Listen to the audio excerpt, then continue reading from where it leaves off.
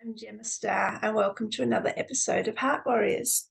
This is a series I've been inspired and guided to do thanks to my energetic connection to Kata Judah.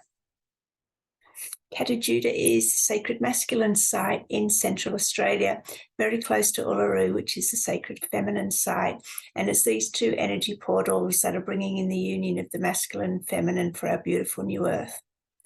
What I'm here to do is to give a platform to our men so that they can share their experience into the heart, their journey, their highs, their lows, their pains, their challenges. What was their deepest, darkest moment? How did they overcome that?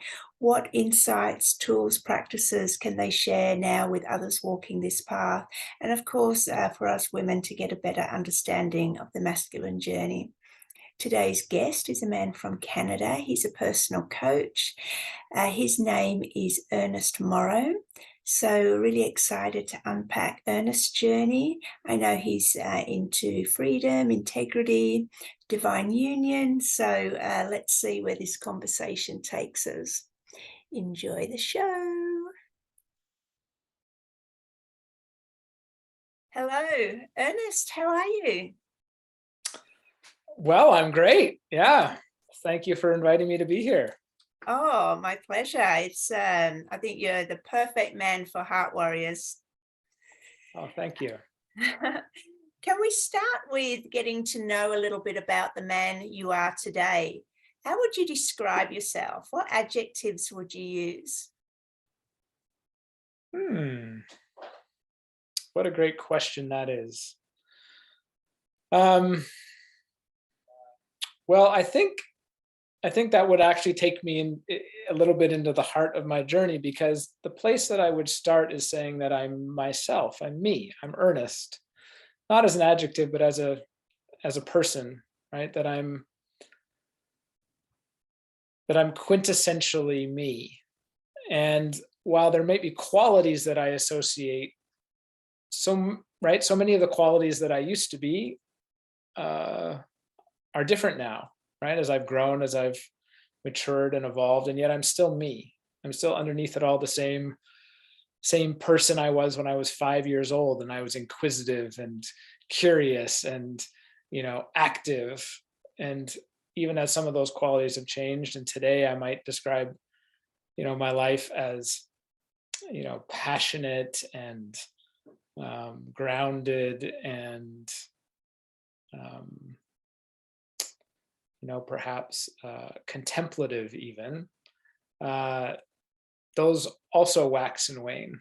And so what I've learned on my journey is to more and more identify with what remains the same, the me underneath all of my experience, rather than the particular ways that I might be expressing that in any given moment, while at the same time acknowledging that there are particular expressions of the moment.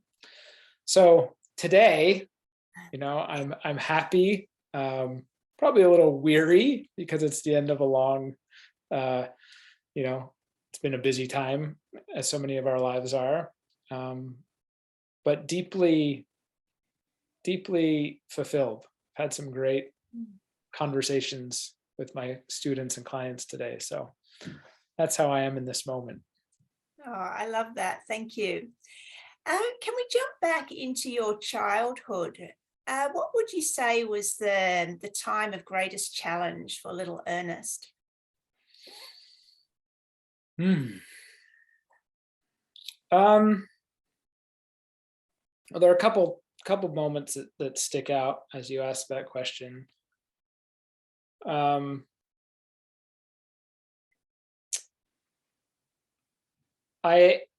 So one was not a particular moment, but a kind of chronic, kind of developmental phase. I had a very attentive mother. Great, right? So there was no neglect. There was no, I wasn't left outside crying or anything like that. But in my situation, my experience with my mother was kind of a little bit overwhelming, right? Her anxiety, her, her concern for what I might become, I think, as a man, was tremendously impactful. My mother was a survivor of childhood sexual abuse at the hands of a male relative. And for her at a very young age to have birthed a son into the world who, whose, gender and genitals and everything else looked like the gender and genitals of somebody who she had to protect herself from, made her, right, quite unconsciously, of course, because she was so young, unconsciously kind of, concerned about, the possibility that might, that might be something that was inside of me, right? It's a classic kind of experience of projection. And so I really felt that, at a fairly early age, which is the sense of like, am I not to be trusted kind of thing? Is my masculinity fundamentally an issue? And of course, as I was growing up, and I was raised, my mom and my father were both, would consider themselves progressive feminists, with it, right? So I got all of that teaching, and I went to schools, which women's studies courses and all the rest of it.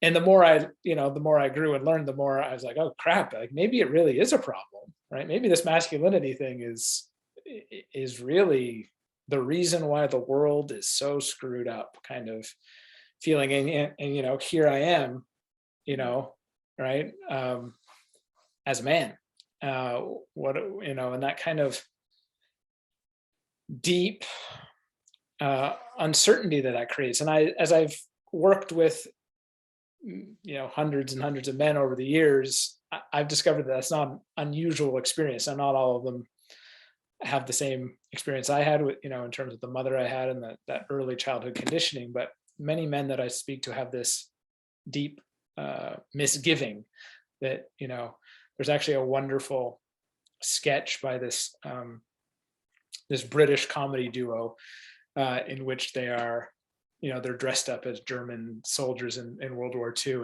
And one says to the other, are we the baddies? Right? Like, like I'm getting this sneaking suspicion that we might be the baddies, right? We might be the villains in this story.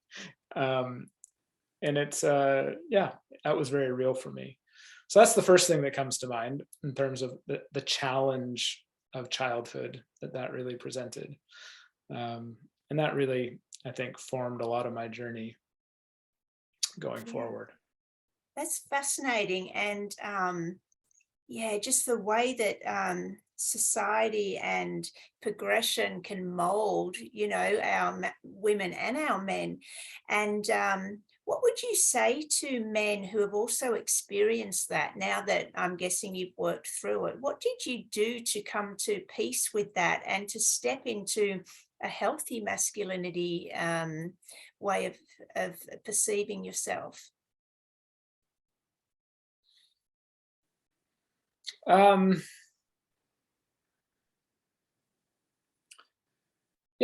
I think that the journey that I've gone on has really revealed to me that we have to kind of sort out the inside before we can, act on the outside, in a healthy or health producing way. And so I think it's really, really important for men to go on that journey to find their own beauty, right? To find their own relevance. I would, and I've written about this extensively, but from my own experience, but again, as I map that and have found out that it resonates with so many men's experience, there's this fundamental archetypal question that men are born into the world with.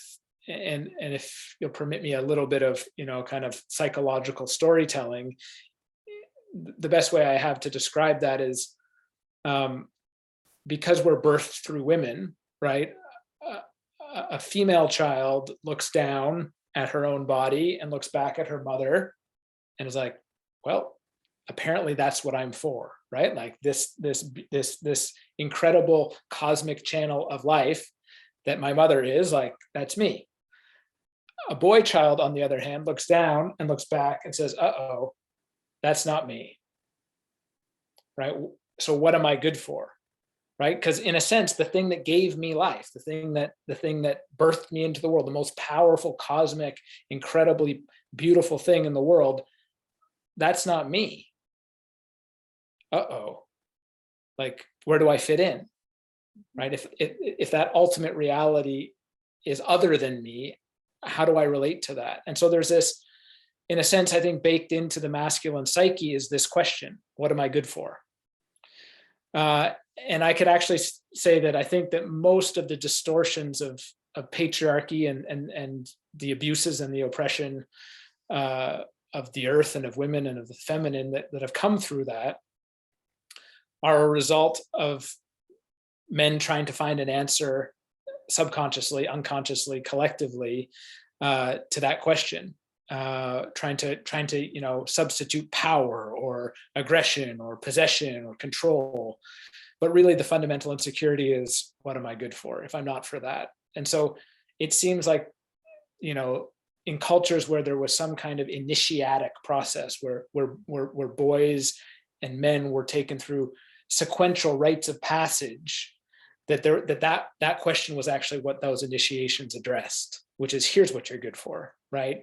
You are a hunter, a protector, a provider, a farmer, whatever it might be. Like you've got, right, and you are essential to the whole, right? That your mother and the feminine, the life bearers and the child bearers actually need you.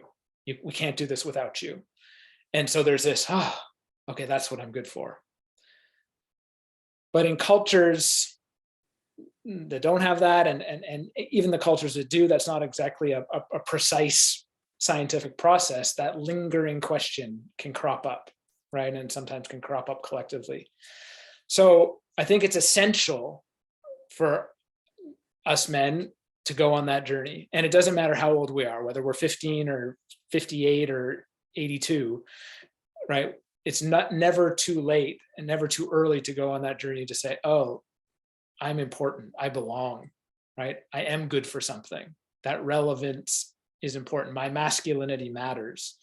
And I think that's part of what's so troubling for the collective of men in many of today's social discourses is, and even the first and second wave of feminism, which is a kind of that fear of like, am I good for anything? If, right?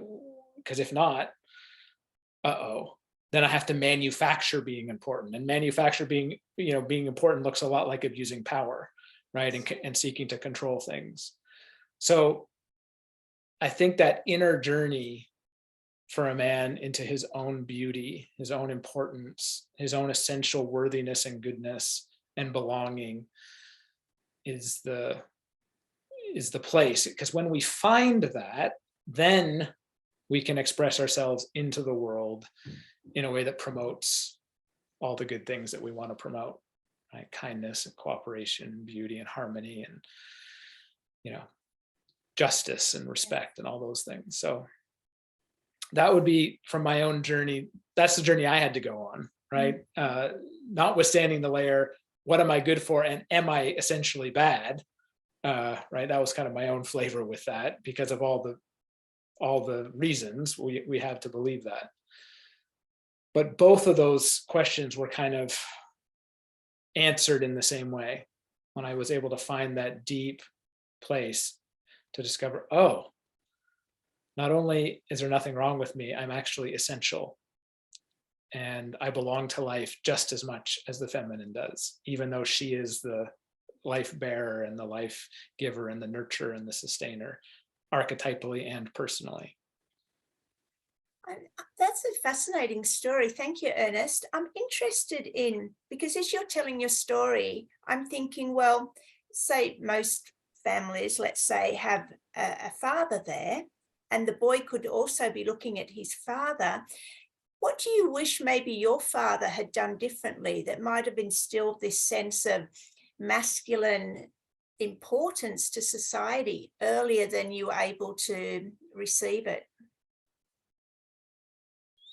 Yeah, I mean, I think that by and large, we are sons of uninitiated men, Yes. right? And so uh,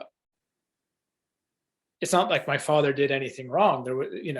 He was initiated into whatever the cultural masculinity of his era was, and it just wasn't this. It wasn't a deep heart level connection with his own relevance and beauty. It was into, whatever that might be, athletic success or academic success or, achievement, wealth, all these kind of pseudo initiations that we associate with the masculine, which aren't in fact, in the end, a substitute for this heart initiation. But it's almost like our culture has these kind of pseudo initiations that we're trying to replicate some kind of sense of worthiness and belonging. So I have to give my father credit, on his bookshelf for me to read when I was a teenager were, Robert Bly and Michael Meade. And,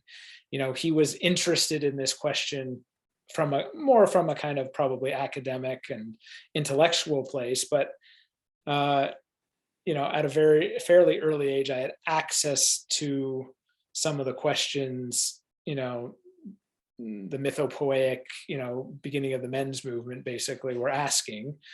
So, to my dad's credit, but in terms of embodying that, he struggled because he had no, he was the son himself of an uninitiated man. Who was the son of another uninitiated man, and in that era, now we're going back to where it was war, right? It was joining the army. It was the First World War, Second World War. Like that's how you become a man, as you learn to fight and to get along and be in these extremely violent situations. But of course, that's not the same thing either, right? And a lot of trauma comes from there. So I can see my lineage back as far as I can trace it, as I don't know a relative on my family tree who I could say, oh, that person obviously went through something that allowed that deeper heart level to happen. So in a very real way, I think my father was incredibly doing the very best with almost nothing to start with. And he was able to offer a little bit that I kind of got to bounce off and go on my own journey with. So I'm grateful to him for that. Yeah. Let's get into your initiation then. Are you able to share men's business? Like, can you share what you can about what was involved, what challenged you the most, to give us, for those men and women who haven't been there, an insight into the power of it? Well, because we lack that initiatic consciousness on any kind of collective or institutional level, like we just don't do that anymore. I mean, there are certainly land-based cultures that have some intact, but in terms of our Western Anglo-Saxon heritage culture, we've largely lost that. So, in a sense, I had to piece mine together, and so I went in search of those experiences. So I went, I dove deep into Native American spirituality, which is the Vision Quest, right, and the Sweat Lodge, and right, which is their kind of initiatic process. And I went into that and I experienced those things. There's also an initiatic quality to to athletics and to like to martial arts, these kinds of things, like that push you past where you think you can go, basically put you in a situation where you have to find access to something deeper than what you thought you had access to, which is the real arc of an initiation. It's and Robert Bly and Joseph Campbell talk a lot about this, right? The hero's journey, which is this path of descent, which is you're consciously, from those people holding the space, taken to this place where the tools that you had before you entered the initiation aren't going to be enough, right? You're going to falter, you're going to fail. And it's out of that kind of desperation almost, where the tools that we have aren't enough, that some breakthrough happens and we gain access to tools that we didn't know we had. And those tend to be a deeper sense of, oh, this is me. So, you can even see this a little bit, this passage in things like meditation retreats, like, Vipassana retreats, 10 days of silence, or Zen Buddhism, and, like the Sesshin model. So each and every one of these, I was seeking out these initiatic experiences. The Mankind Project, they've got this initiation weekend for, and they're a worldwide organization. So I've done that. I've done other men's rites of passage initiation. So for me, it wasn't just a single piece. It was trying to, on my own, cobble together some kind of experience, and here, a little bit here, a little bit here, that would cumulatively offer me this shift. And so it was, I would say it was incremental. And ultimately those all added up to a moment that I remember like it was yesterday, when it all those little inches added up, and there was this moment where things would never be the same ever again. I couldn't possibly unsee what I was encountering, and it's remained so ever since, years and years later. So all of that contributed. And that click that you had, that moment where nothing would ever be the same again, can you go into that in a bit more depth? Yeah, absolutely.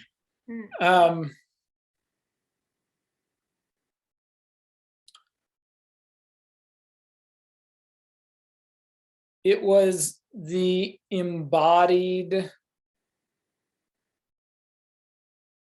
direct experience. I mean, here's where our English language is a bit limited. There's probably some German word that would describe it perfectly that I don't have. But this level of reality, kind of a confrontation with reality, that revealed that I, Ernest, was not separate from life. Not intellectually, but in this kind of always and forever, always was, always is, always will be. There was never a moment, there never could be a moment where that relationship isn't true, isn't so. And that it can be the foundation for a completely new consciousness, a completely new way of interacting with life. No longer as somebody who's missing something that needs to find it, but as somebody who has found the thing that he thought he was missing, but it's not out there, right? It's in here, it's me. And so what that allows for is for me then to go into life not needing anything from life, not wanting anything, not grasping, not having to, avoid even anything. There's this tremendous freedom that becomes available because the thing that I thought was missing isn't anymore. And that sets us free. Yes. Oh, I love that so much. For men who would like to find out more about these initiation processes, where can they start looking?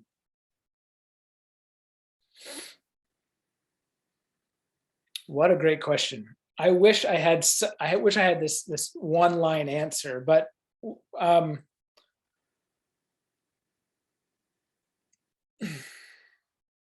I think that the places where I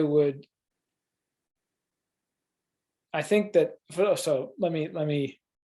Mankind Project because it's worldwide, because I know you have listeners and tuners into the worldwide, right? Like that's a global organization that carries some kind of whisper that there's something more than meets the eye, right? And they call their initiation new warrior training. So they're saying like the old warrior, right? That old warrior, like, dominant, violent, tough, kind of James Dean, Clint Eastwood type, that's past. What we need are new warriors who are embodying the heart and that kind of sovereign, kingly energy, who are, lovers and transformers and magicians just as much as they are, warriors. They hold that in a way that is accessible to many people for whom that's going to be their first experience, right? Their first experience outside of the status quo. It's a volunteer-run organization. By and large, it's not perfect, right? It's it is what it is. It's not meant to be perfect. No institution is, but there's enough goodness there that I have invested time and energy in supporting people through that process and being there myself for some of it. So that's a great place to start. I would also say that if a man is lucky enough to live in a place where there are still some intact indigenous wisdom and culture around, that's another place to look. Now, of course, we have to enter those spaces quite respectfully, knowing that we are not, that we're in a sense returning, perhaps, if you're a man who looks like me, white Anglo-Saxon, colonial heritage, all the rest of it, knowing that we're actually coming back, humbly saying, would you please, rather than, I demand, or, I'm entitled to. But if we can enter those spaces, there are some really beautiful traditions that are still intact. And there are indigenous cultures, thankfully, still the world over that hold some of those. And there's some real beauty there. Whether that's even just listening to the stories or, attending, some of the things that go on, there's a current and a spirit there that really we can humbly receive and really benefit from. So those are two places that are possible. And the third place, which is kind of where I've located myself, in terms of, my livelihood and my calling in the world, is to find a man who's willing to walk with you. Now, interestingly enough, one of the organizations who does a lot of this initiation is Alcoholics Anonymous, right? Is that men actually, now men and women, of course, right? Alcoholics Anonymous is not a gendered thing, but for men who go into Alcoholics Anonymous and find true sponsorship, somebody who's willing to walk through them on every single one of those 12 steps to the point where they're at step 12, which is having had a spiritual awakening. Well, there's your initiation. Having had a spiritual awakening, we promise to practice these principles in all that we do, in all of our affairs. So, that mentorship, that guidance, that somebody who's saying, you know what, I've been there, I know exactly where you're hanging, and come with me, and I'll walk with you every step of the way. If you can find a man who's willing to do that, or says, has committed themselves to being available for that, that might be the most direct path of them all. Yeah, that's great. Thank you. Let's jump into your adulthood now. What was happening in your deepest, darkest moment?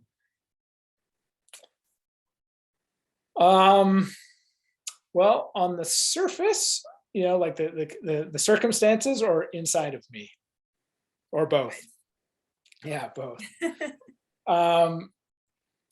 Yeah, my deepest, darkest moments. So I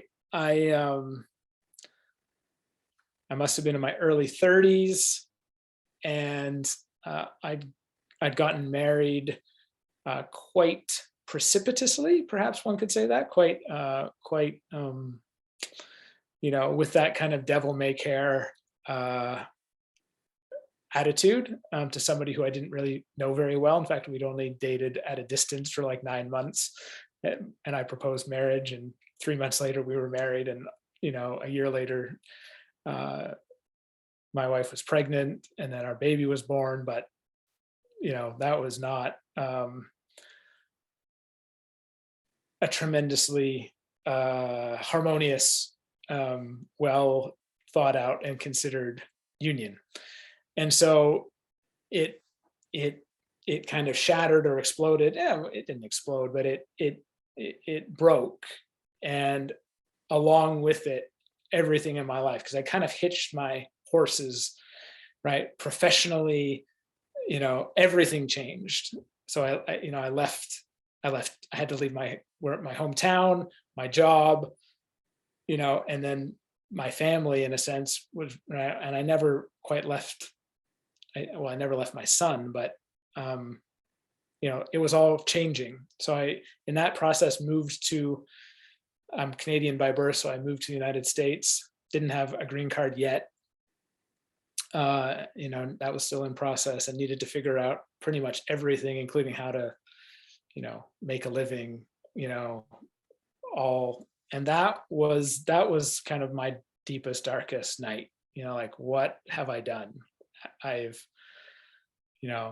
this thing that had so much promise and hope, this marriage isn't what I thought it was. This family that I was so invested in creating and having be a certain way, like, what's going to happen?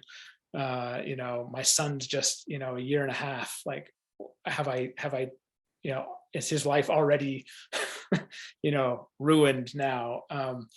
Not to mention, how am I going to, feed myself and provide for him, and all the rest of, those questions. So that was a dark time.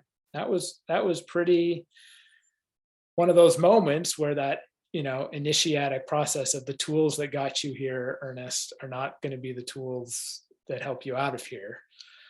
You got to find new ones, both internally and externally. Really, really, I was living that. I was living inside of that. And yeah, I wouldn't wish it on anybody, right? As much as I can look back on it and say, well, boy, that really, catalyzed a lot of growth in me. I still wouldn't wish it on anybody, because of, I know for many men, they don't make it through that, right? That there's, not everybody gets out the other side having grown. Some people are lost in addiction and suicide, and all the things that can come from that kind of sustained darkness. So, and I was lucky enough.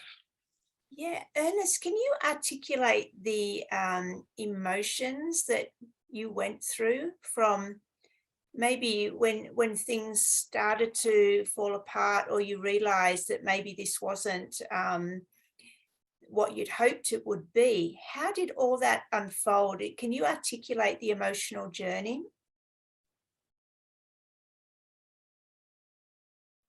Yeah, I mean, for me, I think it was, the first thing would be fear, right? Like, that as the first, whispers of, perhaps this isn't a stable foundation from which to live your life, right?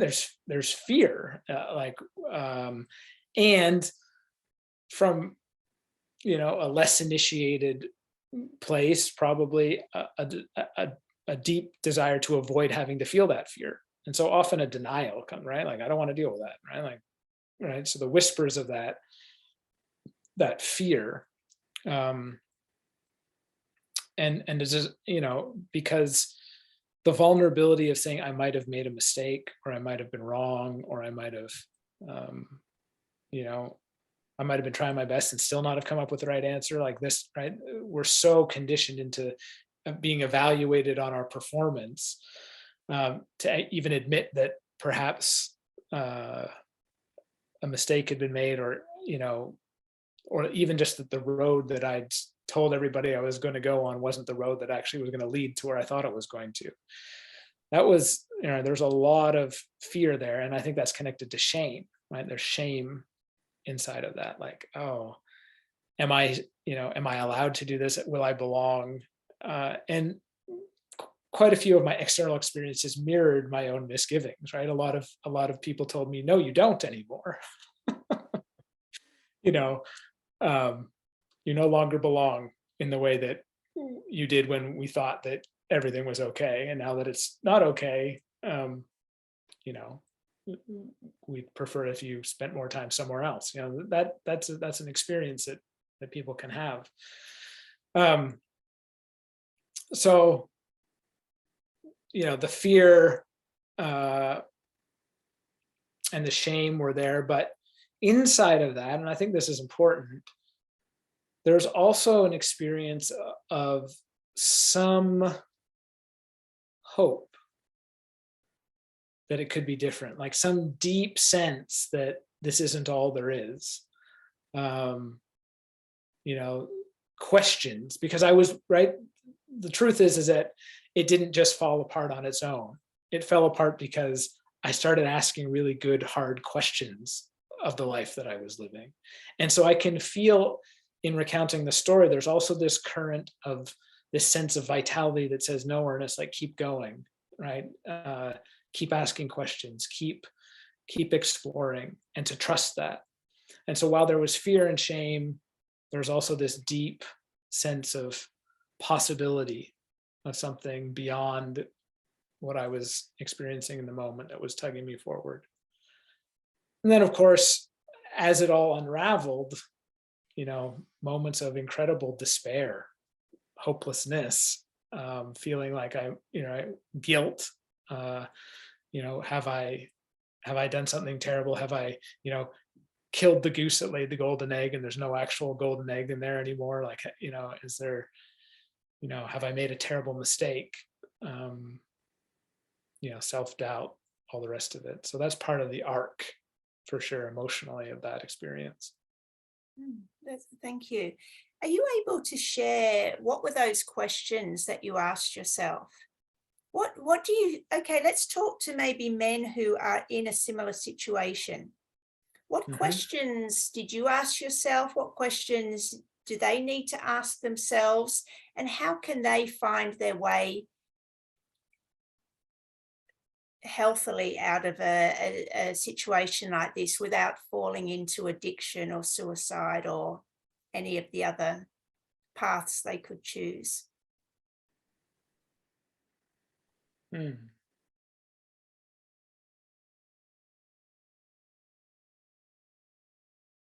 Yeah, what a great question. I think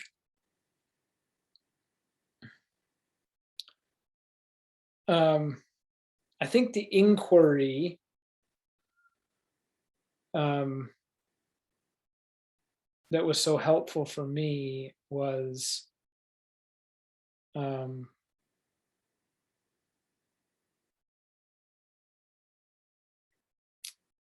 I guess it was, how can life be beautiful? How can my life be beautiful? How can I live a beautiful life? And that's such a humble question, because it's not about how do I change the world, or how do I, be a hero, or how do I, ascend to some kind of grandiose, kind of everybody sees that I'm such and such a thing. So it's not an image-based question, in other words. It's how can I live my life with beauty, with dignity? And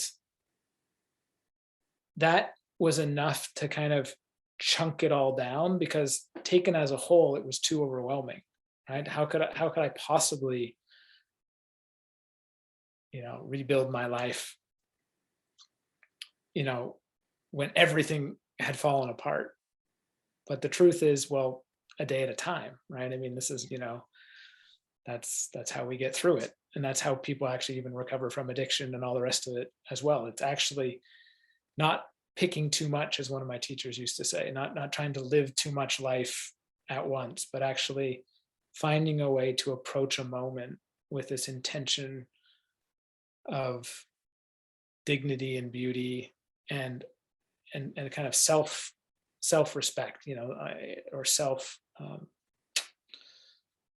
what I say in my work right now is having my own back, right? Having, what can I really sign my name to? And just trying to string days together, right? Can I sign my name to Monday? Can I sign my name to Tuesday? Can I sign my name to Wednesday? I can't worry about next month. I can't worry about next year. Can I sign my name to what today looks like? And there, right? Some days yes, some days no. But as we are able to string those days together, and all of a sudden you have a week of having your own back, and then maybe once you get someday you get 2 weeks, and then you get some momentum, and then all of a sudden, the beauty and the mystery of life, which is always working with us in some capacity, begins to create something possible when before it was just impossible, right? And that's that magic that we live in, that death is not the end. It's never the end. Life always continues beyond and through and past, and so we are able to harness that in our own life. But it tends to get very, very simple, right? We got to become very, very humble. So I would say that's the question: how can I sign my name to today? I love that. Yeah. Did you pick up any practical tools, practices that you started incorporating in your life that helped you get through the worst times? Absolutely. I mean, I think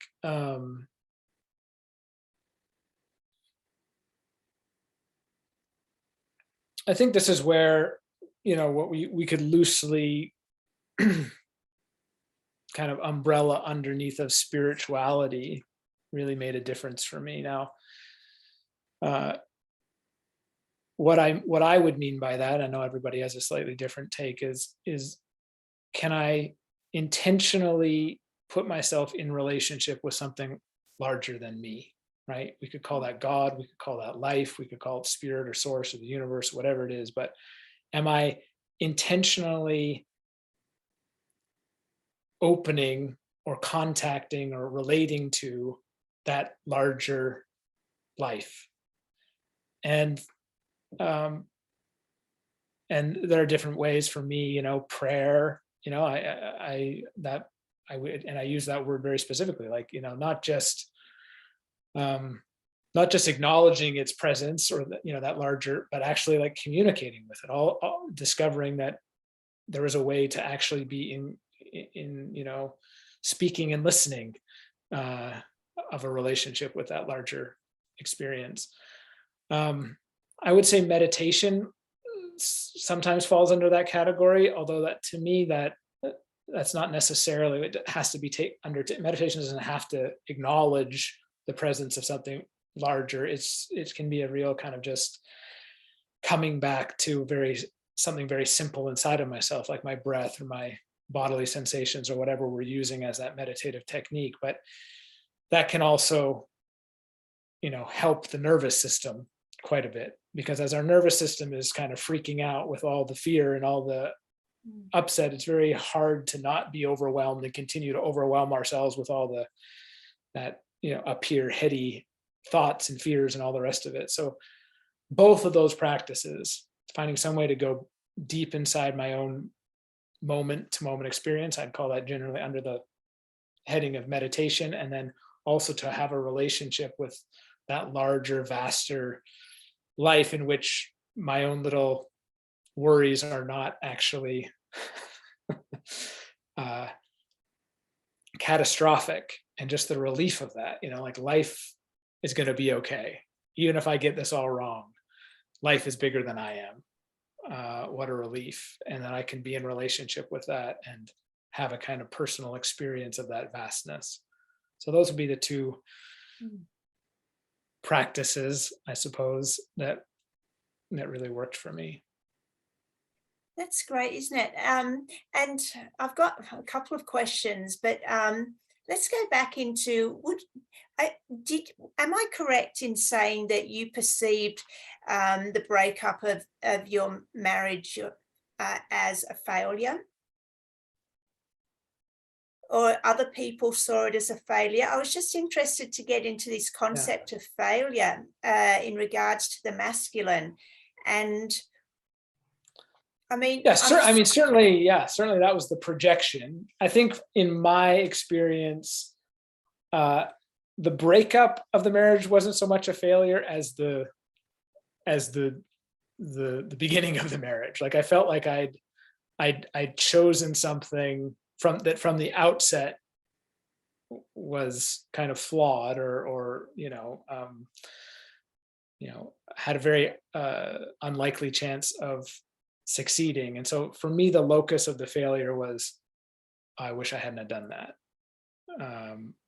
rather than, I should have done it better. So it was a little bit nuanced, but certainly from the outside in, that was the message I got. Yeah, you're a failure.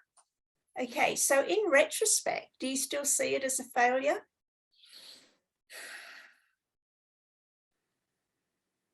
Well, this is an interesting question. Yes, and I celebrate it as such. Through all my work, and this transcends just, I work with men, obviously, but I work with couples, I work with women. I have never met somebody whose greatest, wrong turns, let's say, or things that they could judge to be wrong turns in their life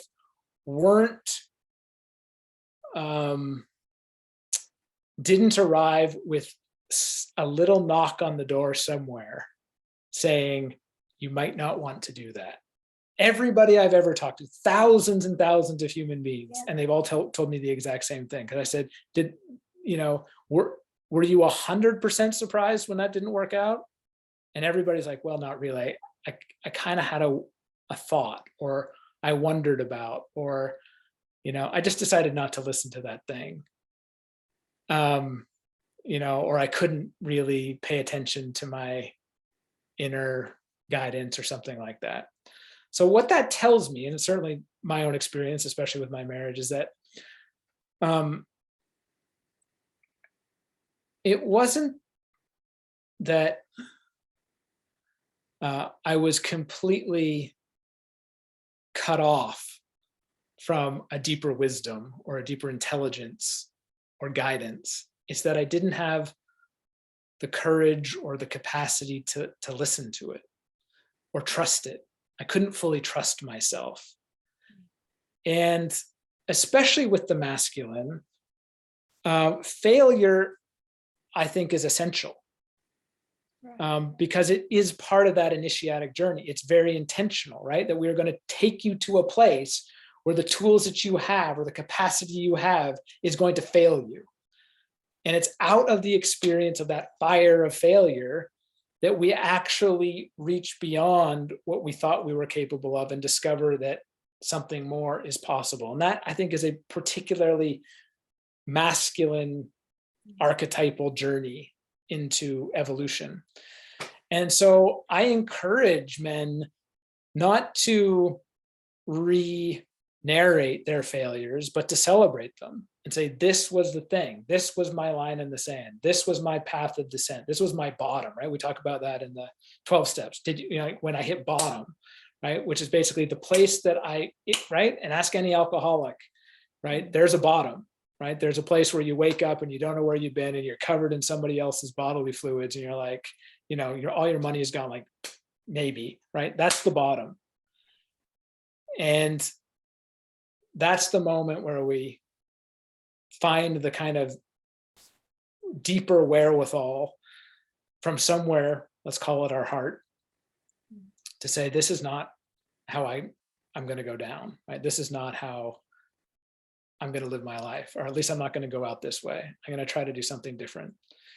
And to let that failure burn, like to let it really burn. And so on the other side, and many people who are in recovery, but initiated men and women all the time will say, I celebrate my bottom, like, almost thank heavens for my bottom, because without it, I wouldn't have found the thing that has taken me here. But was it a failure? Yeah, it was a failure. It had to be. in order to really catalyze me in the way that it did. So it was a failure, but it wasn't a useless failure. It wasn't a catastrophic failure. It was like a golden failure. It was like the failure that was finally strong enough to knock me out of what I had been doing and had me find that there was a different way of being. So that's how I would talk about that part of my life. Yeah. That's fascinating. And I love how, I had the image of the whole, well, all our lives being one big initiation path, Yeah. because as you said, it's men and women, but of course this series is specifically focused on our men. Do you, when you came into an awareness of spirituality, did that bring up any sort of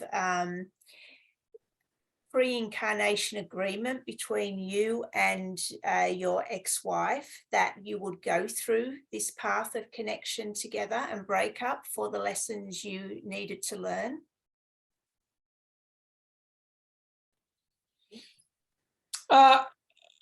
That's certainly, I think, as I recall, I at some point that kind of possible narrative for the story showed up. I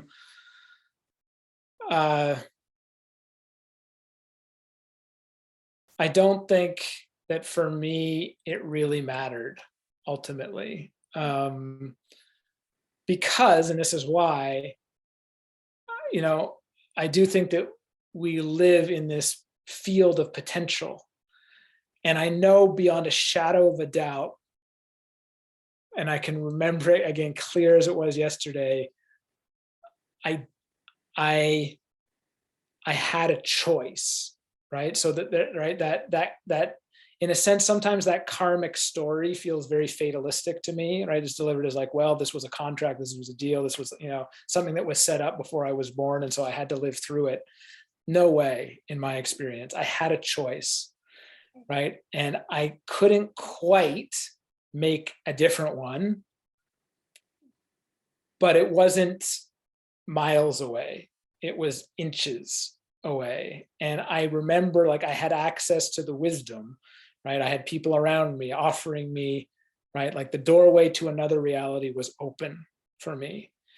And why I prefer that is because it preserves a deep sense that even though we are influenced, of course, by so many factors, beyond our comprehension, and past and future and all of it, that human freedom, that human dignity remains almost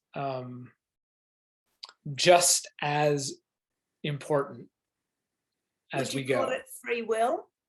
Yeah, I'd call that free will. Mm-hmm. Yeah, Absolutely. And that, so we exist in this complicated kind of feedback loop where my free will is interacting with all of my conditioning from wherever it comes from. And it's this conversation between the two. But in my experience, that free will is always at least 50% of the equation. Yeah, I like that because it still makes us be accountable for our choices. So I actually agree with that, and I like the way you said that. What would you say that men are struggling the most with in 2022? What a great question.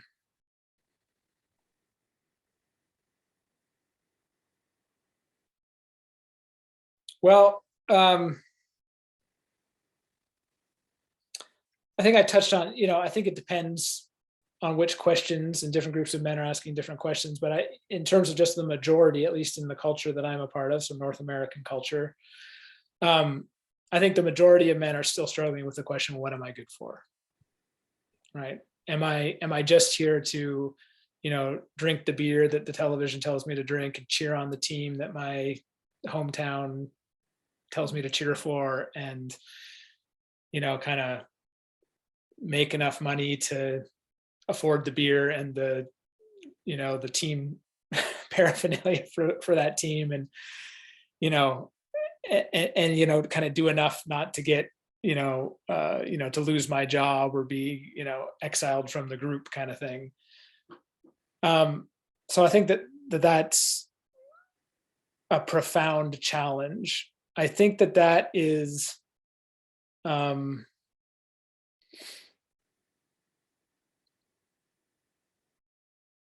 made a little bit more acute by in the situation where there's a group of men, probably a minority, but still a group of men, significant, who think, okay, no, I'm good for something, right? I'm a part of but I'm part of the solution. But how can I be part of the solution, or whatever the solution is? How can I be important? How can I be relevant? And for those men, I think the question is, how can I be, helpful?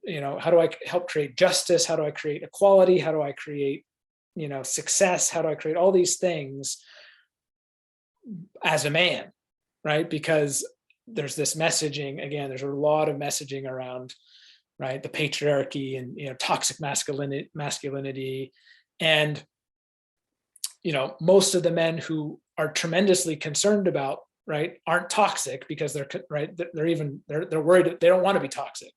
It's the men, right? So that's not the demographic who might be toxic, but those men are stuck and caught, often being the people who who are involved in the conversations, such that accusation or projection can even happen, right? Because they're willing to be in these conversations where, because the bloke who's drinking beer and cheering on the blue team, right? If you said like toxic masculinity to that guy, he'd be like, "What? Pass me a beer," right? Like it wouldn't be even a thing.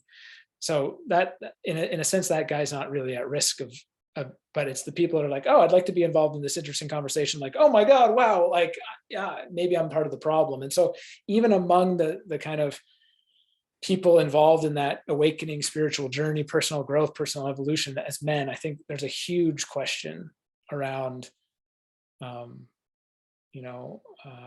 can I be part of the solution while still being a man, right? While not having to abdicate my masculinity or tone it down, or learn how to be more feminine, or more whatever it is, in order to participate or be recognized as participating in the solution.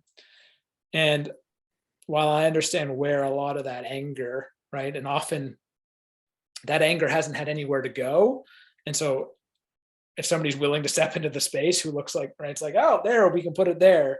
So, I get it from a kind of psychological perspective, but I think, probably in terms of your audience, people who are interested in personal growth and want to find a way into masculinity, one of the big difficulties is how to be, how to own, how to hold with dignity our masculinity, and reject the projections. Right. So how would you answer that question?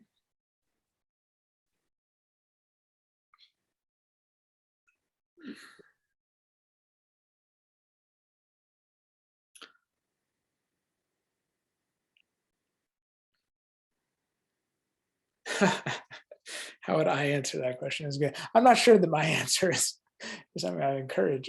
My answer is,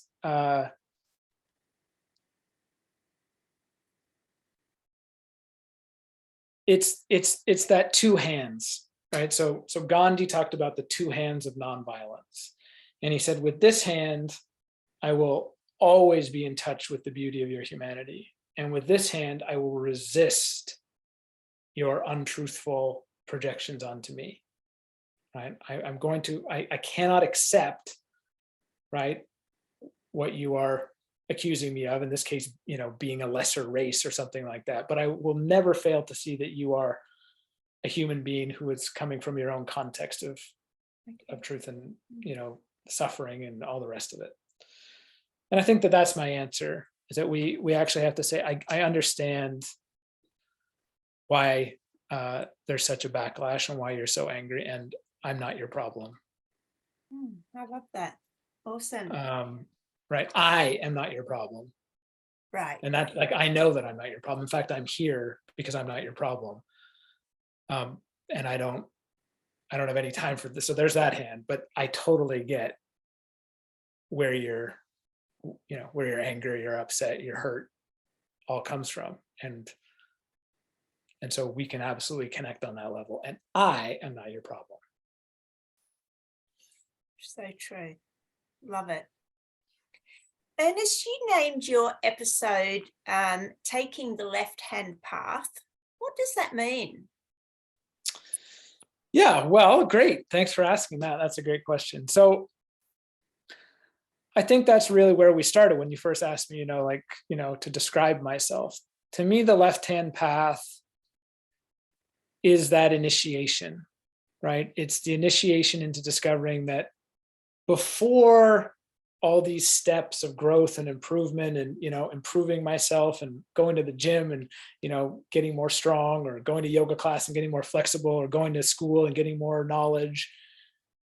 Like, before any of that starts, we get to find that we are essentially always and forever connected to something beautiful, right? That we are all, as I described earlier, like, I am the thing that I thought I was missing.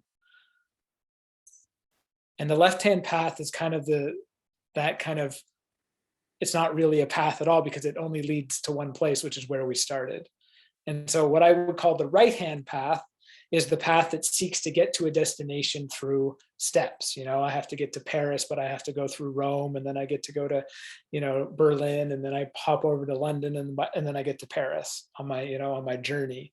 But the left-hand path is saying there's nowhere to go. You don't actually have to go, right? Because you're you in Rome, and you're you in Berlin, and you're you in London, and you'll still be you in Paris. And in fact, you don't actually have to go on that whole journey to discover that unshakable, deep sense of beauty is right here. And so ultimately, that's the shift that for me, right, more than any of the stepwise processes that I was involved in, more than any other kind of, this, then this, and this, and here's a black belt, and here's a certificate, and here's a degree, and all the things that I did. It was that fundamental shift to discover that there was never anywhere I needed to go. And then before I did all of that, the thing that I was looking for was actually already right here, in my back pocket, inside my own chest, in my heart. That was the thing that's made the most difference in what I teach and what I guide people into.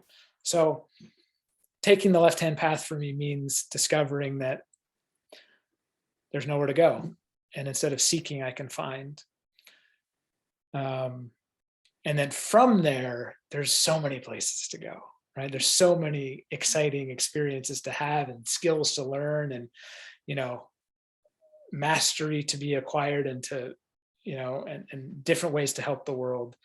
But that left-hand path allows the right-hand path to be undertaken without this deep anxiety that there's something wrong with me, or some hole that needs to be filled, or some brokenness that needs to be repaired.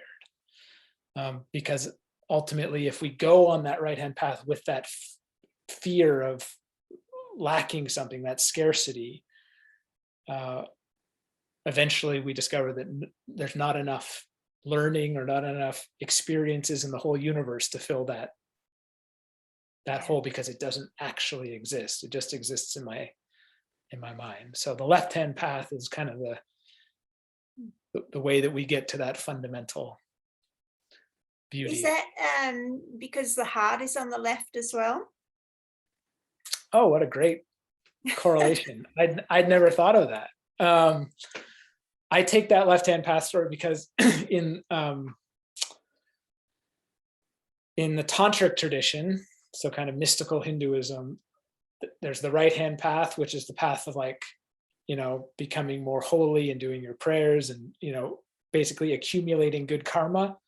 Right. And then there's the left-hand path, which is the discovering that you are not defined but it's more of a shocking path, right? Those are the people who are like out in the jungle, doing crazy things because they're trying to break through the story that they need to become better in order to belong, right? And we see that same thing in Christianity and our Judeo-Christian heritage, right? Like, you have to be a good person, you have to accumulate virtues to overcome your debt, right? So you're on this kind of ladder climb towards goodness or holiness or heaven. And then you got somebody like Jesus, who I consider to be a left-hand path teacher, who says, your sins are forgiven and, the kingdom is at hand. You don't actually have to do anything.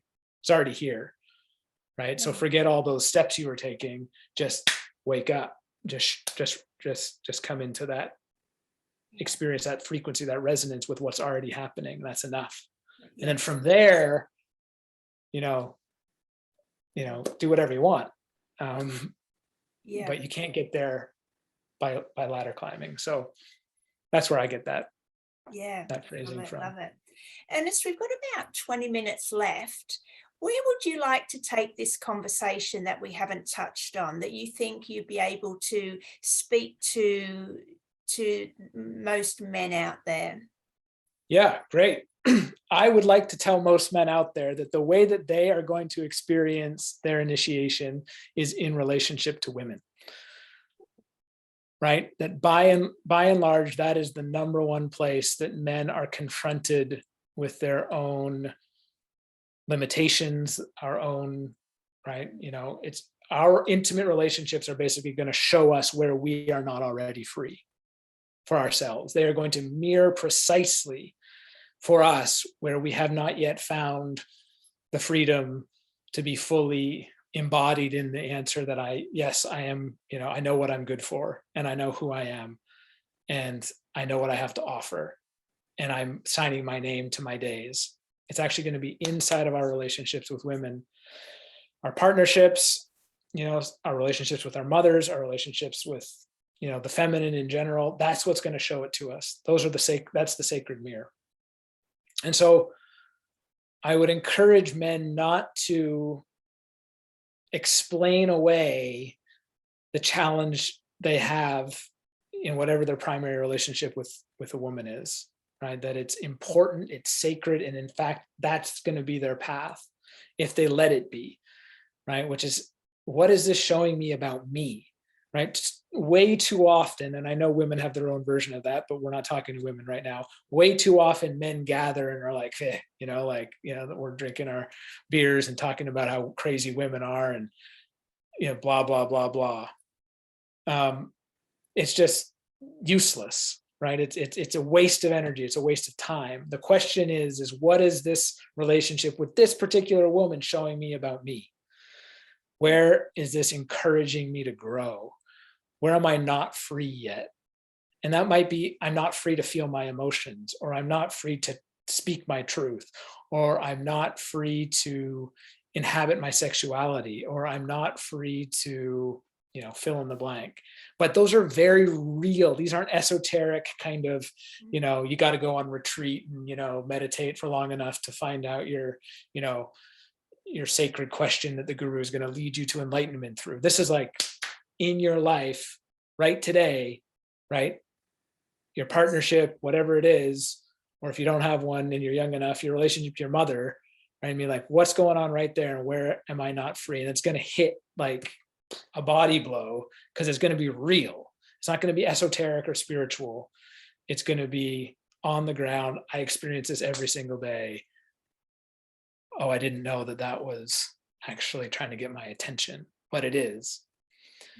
And I think the beauty of that is that we have a very kind of non-esoteric, you don't even have to have a spirituality or a particular symbol system in order to ask that question and to experience that. And when we are willing to go on that journey, we become more free. When we're beginning to follow that. So if there's one thing I would say to men who are longing for that next step in evolution, that's where you're going to find the most real, immediate feedback. And if you're not, it doesn't even take you don't have to be in relationship to women. Even you could just be in relationship to women in general. Like, do you want a relationship and you're not in one? Well, what is that telling you, right? Do you have a relationship with, what's your relationship with sexuality? Is it through pornography? Is it through, whatever it is? What's your relationship with the feminine energy? And where is that showing you where you're not free? Because it is guaranteed today.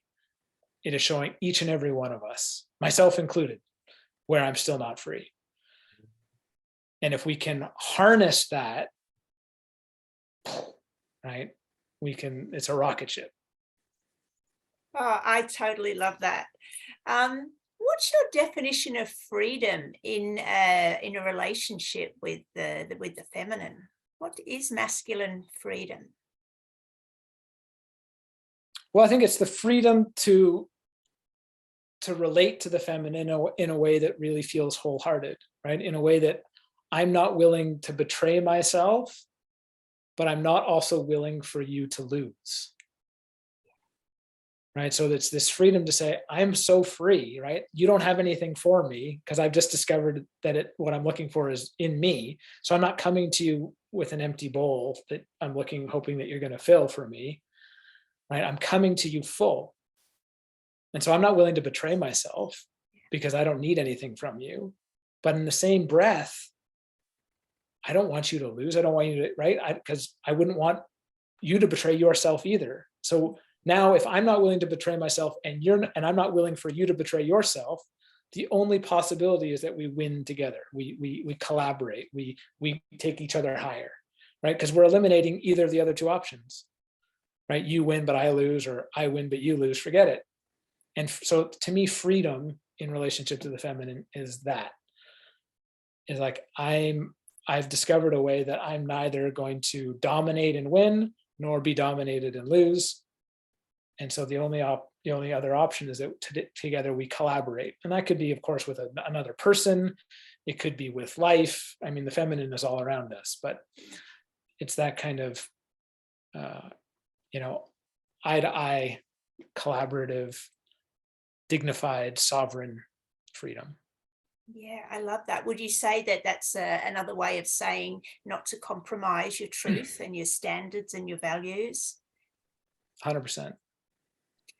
Now, that can only come at a certain level of healing, I believe, that where a man and a woman can come in with their own truth and not be codependent and actually needing other people. So how does a man get to that point from being codependent? What are the main factors he needs to incorporate in his value system or in his beliefs or in his healing to come to that point of coming into a relationship where he doesn't need anything from his partner? Well, I think it's impossible without finding some degree of that inside that initiation that we talked about, right? I mean, I think that our crisis of relationship in our culture is actually a crisis of uninitiated humans, but let's talk particularly about men in this case, trying to do intimate relationship without actually having an internal ground or foundation to even have that relationship, right? Most relationships that I see are largely codependent. Even the ones that are on the outside, like okay or passively good, right? It's right, like people that are still together after 50 years, I'm like, well, that's functional codependence. It's not real sovereignty. Yes. So I think we are all waking up inside of that. So as I said, like our intimate relationships will show us where we're not already free. But that to me doesn't mean, I don't actually think that we need to necessarily, scrap everything and start over. That in fact, we can become more free inside of an intimate relationship, especially if there's true love there, by saying, I can see how the codependence and our habits of codependence actually take away from the thing that's actually making this the most satisfying and beautiful, right? And how do we together collaborate little by little, piece by piece, inch by inch on, shifting how we're approaching the moment. And the deeper I can get inside of my own sense of beauty and my own sense of self, and the more that my partner can, the more we can, gradually rebuild the raft as we're floating on it. Um, Yeah. but it's the willingness, right, to ask those questions, and I think to have a story like the one that we're telling today, that something different is possible. Yes. Because for a lot of people, they don't hear these stories, and I think that's why you're doing this, right? That we're creating a narrative that says, wow, things are, it's possible, right? It's possible for something different. And just hearing that story allows us to ask those questions and, risk discovering that there might be answers to those questions. Mm, I love it. Have you got anything else that you want to say to men that I haven't touched on? Because I just love all your insights, and I'm like, you know more than me what needs to be said. Um, I think the one thing that's close to my heart, because I have two sons, is for men who are on this journey, even if you're not, done the journey. And I've never found a point where I don't feel I'm not done the journey. I don't think any of us are ever done the journey. So don't wait, I would say, to engage younger men, right? To model to younger men, to have these conversations with younger men, even if they don't get it, even if, right, just to plant the seeds. Because, our generation, we are sons of uninitiated men. We don't have to, necessarily have that be the experience of our sons or our nephews or our neighbors' kids or whoever we get access to. So, I would say that to men, part of this is it's not just for us. Of course it's for us, but it's for that next generation. And don't be afraid to share what you know to the extent that you know it. Because it can just be a word, it can be a phrase, it can be a moment, it could be 5 minutes with a kid on the, on the football field or something like that, that you're right, that you make a difference, that shifts the story and makes it a little bit easier. And speaking as somebody who, I was so hungry for that older man that wisdom to come. And I see how hungry my kids are, and I see how hungry young men are in general. So I want to just empower us all to offer whatever we can. And we don't have to wait till it's perfect. We just get to do it. I love that. It's so important, yeah, to consciously choose to do that, to get off the phones or in turn off the telly, and actually go out and talk face to face with the younger generation. Ernest, where does the heart come into all this? And were you aware of the heart before? I know now you are embodied in the heart, but how did you make the shift as the masculine from the mind to incorporating the mind and the heart? Mm.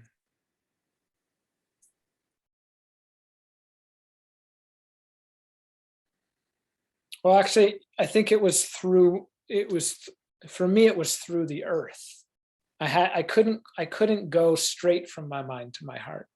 I had to go through the earth. I had to rebuild, right? I almost had to go from my mind into my feet, and that connection to the earth, and let that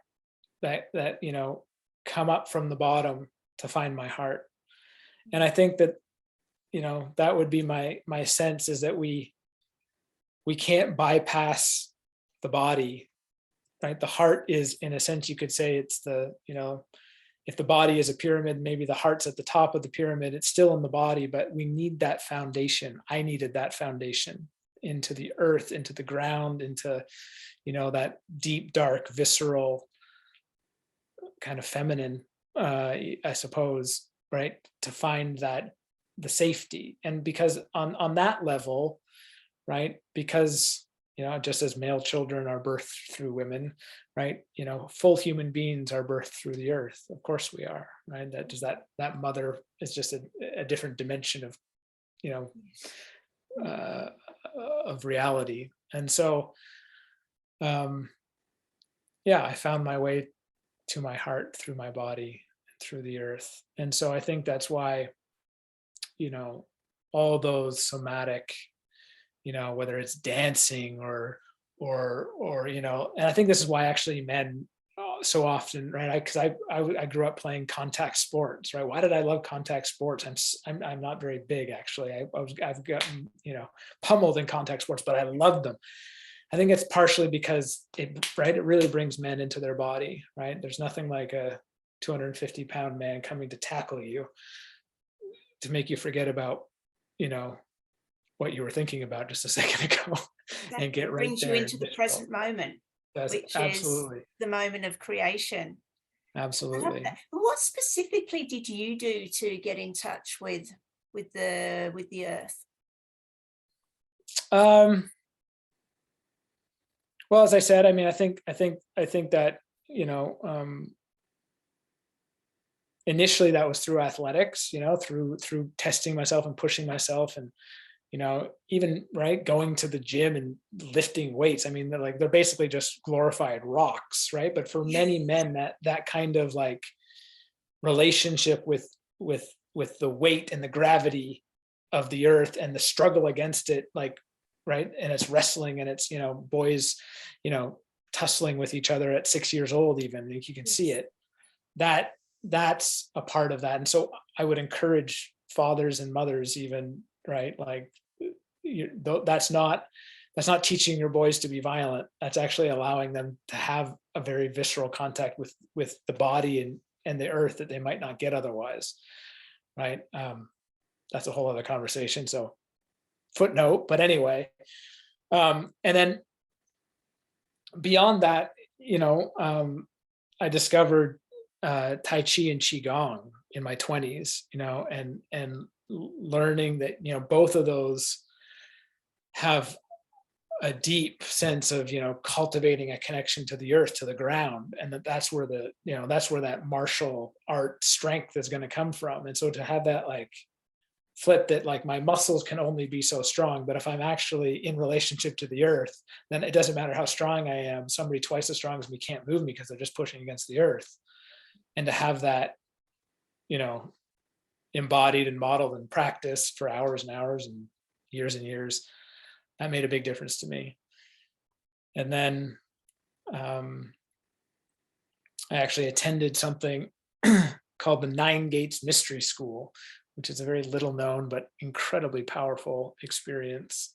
And that really taught me a little bit more about how to connect that earth energy to my heart, how to actually create that new channel of connection. And that was a big part of my journey as well. Fascinating. Well, Ernest, you've given us so much wisdom and knowledge and practices. I'm so grateful. Thank you so much. Where can people find you? Well, you can always find me on Facebook. There's not too many Ernest Morrows. I'll look like this. And my website is ernestmorrow.com. There's no A in Ernest, so ERNESTMORROW.com. And I'm the guy who actually gets back to people, right? Because what I live for is working with humans in a very intentional, day in, day out kind of way. If anybody wants to go on this particular journey, what we've talked today about initiation, but it really is to me the same thing as spiritual awakening or liberation or all those great words that we use for it.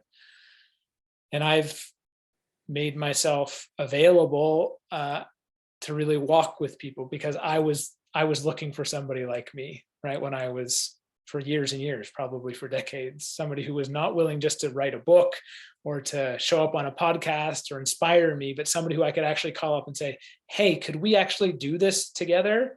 Every single bit of it, all the way from start to finish.